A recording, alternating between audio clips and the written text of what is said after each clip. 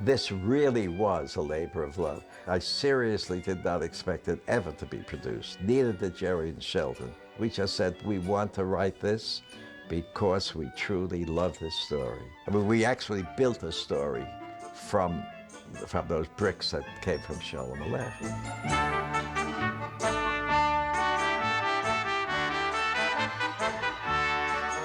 Well, Jerry Bock and I had been working together since around 1958, and as a matter of fact, our first show was done with Joe Stein. But we became friends with Joe, we stayed in touch with Joe, and then, I think around 1961, some friend, and I cannot remember who this was, loaned me a book by Sholem Aleichem. Somewhere along the line, we found the Tevye's Daughter stories and thought, these would make a wonderful musical.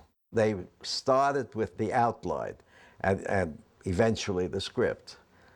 But as Jerry Bock likes to say, in the beginning is the word. The one thing we all agreed on was that although we wanted to preserve the Jewishness of it, still we wanted also to preserve what we felt were the elements that would reach out to everyone, you know, parents and children, the problems of children breaking away from the traditions of the parents, all of those elements that made it universal. We wanted to emphasize that. At first, we decided we wanted to do the shtetl story, the huddle story, the Chava story. Our usual technique was to have us both read the material. And I guess because music is more abstract than the particular lyric needed to set down the moment, I was able to take musical guesses, imagining what some of the characters' mouths might sound like, what the environment might produce in terms of musical flavor, etc.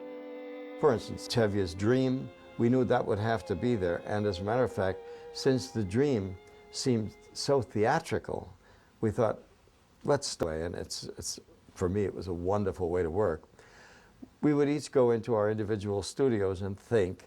And when Jerry had an idea for a musical number, for a character or situation, he would sit down at the piano, he would compose it. When he had it to the place where he thought, this is as much as I want to do with it right now, he would record it. And then he would send me the tape. Well, it was very exciting to hear this world premiere, to put the tape on the tape recorder and listen to these melodies for the first time anybody was hearing them. I first sit at the piano and ramble. And then certain moments come that I wish to repeat and eventually begin to tape. I'll record it and eventually send Sheldon anywhere from a half a dozen to a dozen melodic possibilities, harmonic possibilities, what have you. I'm aggressive enough to tell him where I think these melodies should belong and who should sing them, and Sheldon disregards that completely, fortunately. He always prefaced the selections by saying, I think this is for the butcher, I think this is for that character, or this. I don't remember whether he said, I think this is for the dream. But I listened to the music and I thought, to my taste, and I would learn the music, I would sing it. If it called for more than one character, Jerry would join in. And only by repeatedly singing it did we realize if it was as effective as we thought it would be. Did it need changes in the lyrics? Did the lyrics need to be polished because they didn't sing well? All of those elements. Until finally we got a draft of it. At some point, Joe began to give us input, give us scenes. And Joe would make suggestions as to where the songs might fall, because once the song is written, then the book writer has to go back to his book and figure out, how do I lead most smoothly into the song? How do I lead most smoothly out of the song? So we worked quite closely.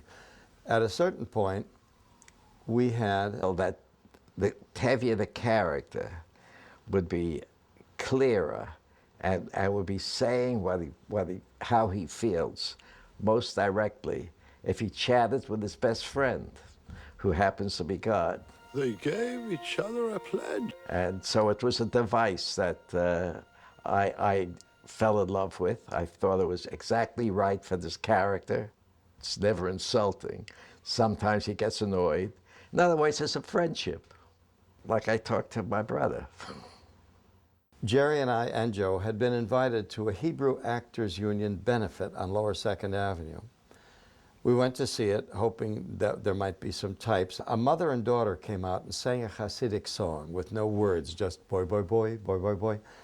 And it was delightful. Jerry was enchanted by it. He went home and he worked all night. And he called me the next day and he said, I have a piece of music for you. To express a kind of inner spiritual gurgling of joy and wonder. And I thought, the melody that you've given me is perfect for If I Were a Rich Man, because I'd been investigating the stories, and Tevye keeps saying, oh, if I had a fortune, if I were rich. I realize, of course, it's no shame. The way the song was written, we agreed I would try and preserve some of those nonsense syllables, those Hasidic syllables.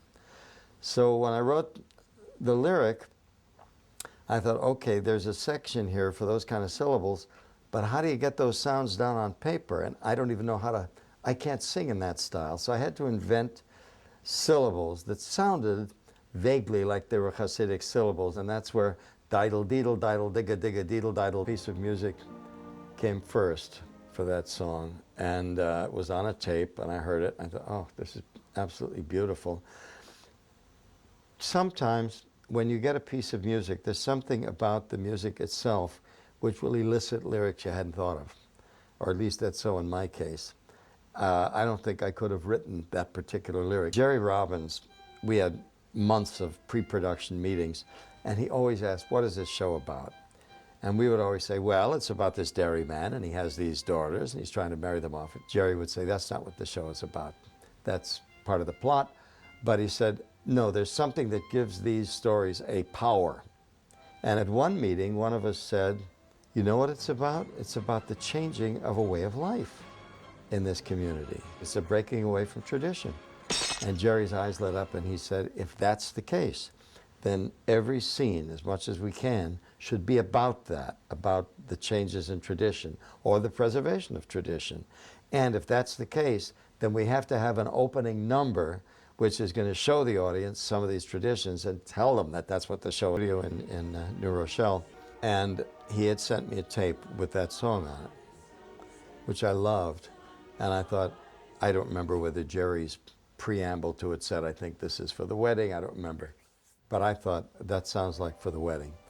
And I had an idea once I can feel a part of them and realize that they, as humans, are very much similar to the rest of humanity.